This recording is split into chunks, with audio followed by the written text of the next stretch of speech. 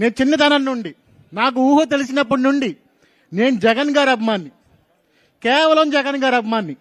నేను WhatsApp wall paper Jagan గారే, నా ఫోన్కి వాల్ పేపర్ జగన్ గారే, లాస్ట్కి వాచ్ యొక్క డిస్ప్లే మీద కూడా జగన్ గారే ఉండేవారు. అంత అభిమానించాను. నేనే కాదు, మా కుటుంబం అంతా జగన్ గారి అభిమానులే. మా నాన్నగారు, మా అమ్మగారు, మొత్తం అంతా.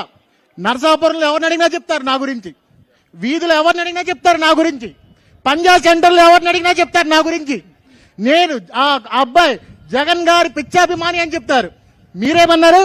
వాళ్ళంతా సామాజిక వర్గానికి ఇచ్చేశారని చెప్పారు. నేను ముస్లిం సామాజిక వర్గం చెందిన వాడిని, ఆ సామాజిక వర్గం కాదు.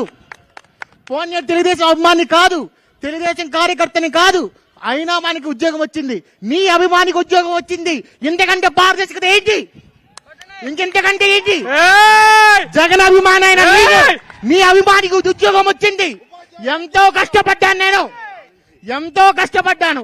నిద్ర లేని రాత్రులు గడిపాను, తిండి మానేసి చదివాను. లాస్ట్కి నువ్వేమన్నావు నన్ను? నా ఉద్యోగం మీద, నేను కష్టం మీద, నా కష్టం విలువ లేకుండా చేసిన ఆ జగన్ గారిని ఈ రోజు నేను సభాముఖంగా అంబేద్కర్ గారి సాక్షిగా చెప్తున్నా, ఈ రోజు నుంచి నేను అభిమాని కాదు. ఈ రోజు నుంచి నేను అభిమాని కాదు. నాకు ఉద్యోగం ఇచ్చిన సిబిఐనే నాకు దేవుడు ఈ రోజు నుండి.